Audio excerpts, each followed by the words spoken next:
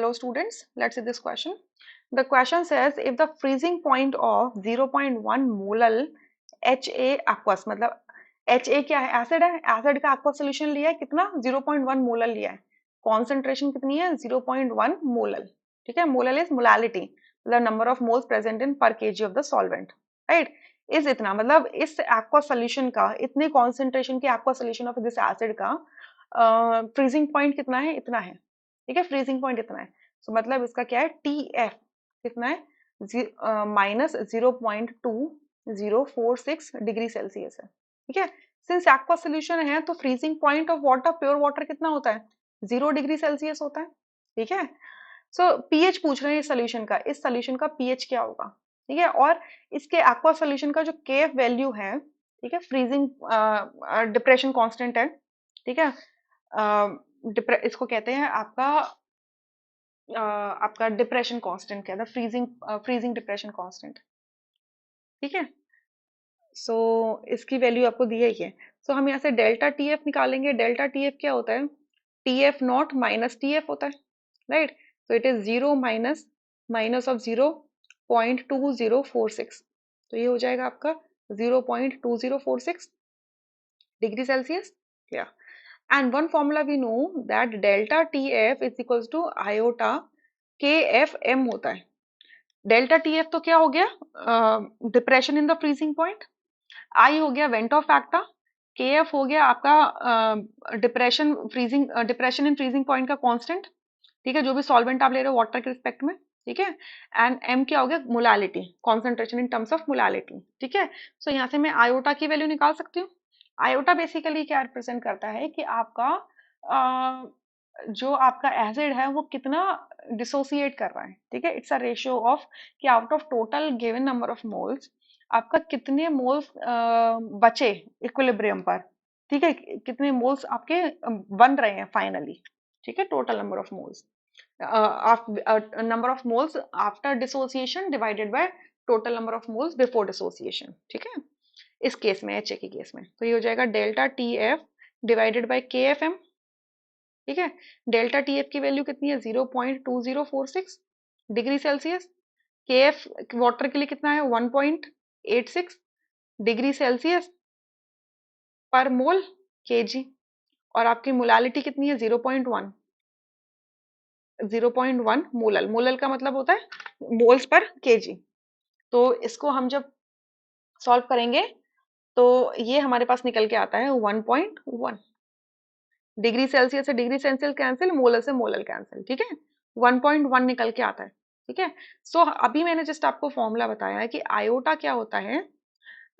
Total number of moles after dissociation divided by total number of moles before dissociation.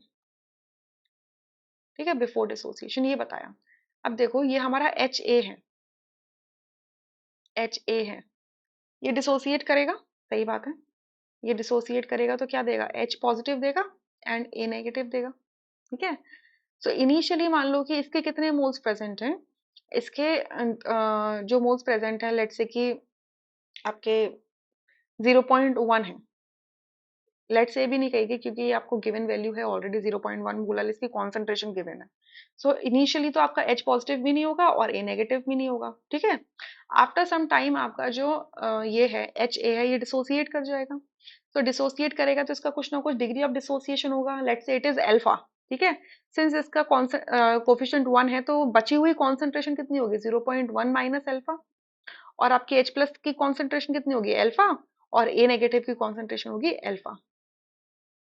ठीक है, अब देखो ये मैंने सब किस में लिया है? कॉन्सेंट्रेशंस में लिया हुआ है. ठीक है, अब मान लीजिए कि आपका इसको अगर मैं या मैं इसको ऐसे कर दूं, मैंने जो फॉर्मूला लिखा है total number of moles after dissociation upon total number of moles before dissociation, in moles को अगर मैं क्या कर दूं? कांस्टेंट मास से डिवाइड कर दूं, ऑफ द सॉल्वेंट, तो ये किस में कन्वर्ट हो जाएगा?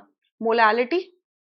ठीक है, मोलालिटी ये मोलालिटी क्या है? Concentration after dissociation, M after dissociation divided by M before dissociation. ये कैसे निकल के आएगा भाई? नंबर ऑफ मोल्स है ना, तो मैंने नंबर ऑफ मोल्स को क्या करा? Constant volume, constant mass of the solvent से कर दिया, तो आपके number of moles divided by volume of the solvent, mass of the solvent क्या कहलाता है, मोलालिटी कहलाता है ना।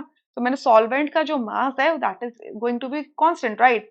सो इसके मास से डिवाइड कर दिया तो मोलालिटी में कन्वर्ट हो गया। तो यहाँ क्या हो गया, एम की value after dissociation, AD after dissociation कितनी आ रही है, 0.1 minus alpha plus alpha and plus alpha. So alpha से एल्फा कैंसिल, बचेगा क्या, 0.1 प्लस एल्फा। क्लियर?